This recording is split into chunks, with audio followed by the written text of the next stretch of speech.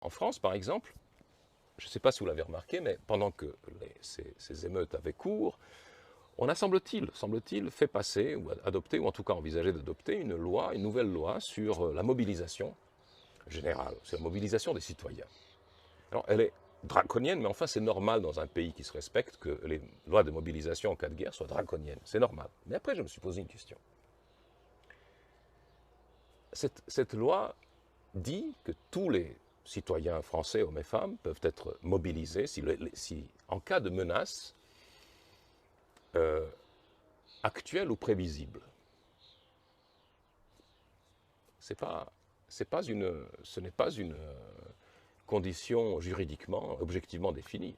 En cas d'état de guerre, on sait ce que c'est que l'état de guerre, c'est défini. En cas de menace, qu'on peut prévoir, ça veut dire que c'est l'arbitraire du pouvoir qui le dit, si vous pouvez être mobilisé ou non. Qu'en cas de menace, donc, vous êtes mobilisé, même si vous êtes français n'habitant pas en France, on peut vous convoquer. Et si vous ne vous présentez pas, donc si vous désertez, vous allez être puni d'une longue, dure peine d'emprisonnement. On ne sait pas où on va vous mettre, vu que les prisons sont pleines, mais surtout, vous êtes puni d'une peine allant jusqu'à 500 000 € d'amende. Alors, vous voyez, je ne pense pas que l'État français ait l'intention de mobiliser qui que ce soit. D'abord, si vous mobilisez des gens, vous devez les nourrir, vous devez les équiper, vous devez leur expliquer pourquoi ils sont mobilisés. Ce serait très très difficile. Vous voulez mobiliser pourquoi, les citoyens français? Pour aller dans quelle guerre?